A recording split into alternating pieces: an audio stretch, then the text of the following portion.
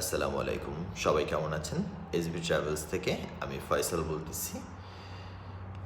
আজকে ৩/৩/২০২৫ তারিখ। দুবার ভিসার আপডেট।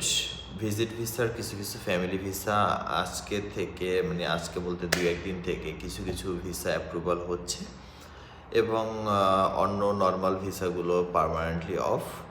তবে বিগত দিনে এই যে বাংলাদেশের অনেক লোক এখানে আসছে বলতে এরা এসেছে, এখানে একটা মেলা চলতেছিল বাংলাদেশের কিছু প্রোডাক্ট বিক্রি করার জন্য এখানে আসছিল। এটা গভর্নমেন্টের পক্ষ থেকে রিকোয়েস্টে কিছু ভিসা অ্যাপ্রুভাল করা হয়েছে কোম্পানির থ্রুতে। যেই ভিসাগুলো মার্কেটে এখন প্রদর্শিত করে আপনাদেরকে হয়তো বা মিথ্যা জালে ফাঁসানো হবে অনেক জায়গাতেই।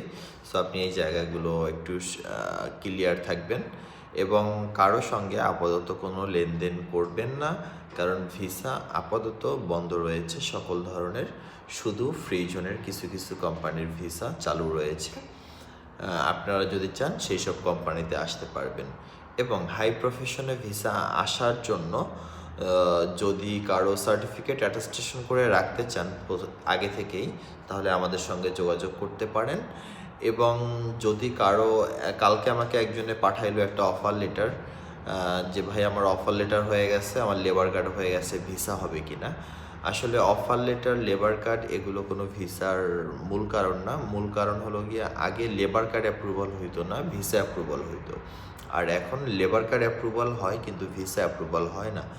এই জন্য আপনারা লেবার কার্ড পেয়েই বুঝবেন না আপনারা ভিসা পেয়ে গেছেন।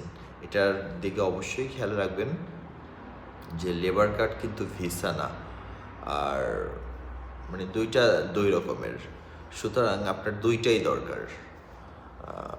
তো এখন আপাতত ইমিগ্রেশন থেকে যেটা আপডেট সেটা হলো গিয়া ভিসা পার্মানেন্টলি প্রাইভেট কোম্পানিগুলোর ভিসা বন্ধ রয়েছে। তাই আপনারা অযথা ট্রাই করবেন না।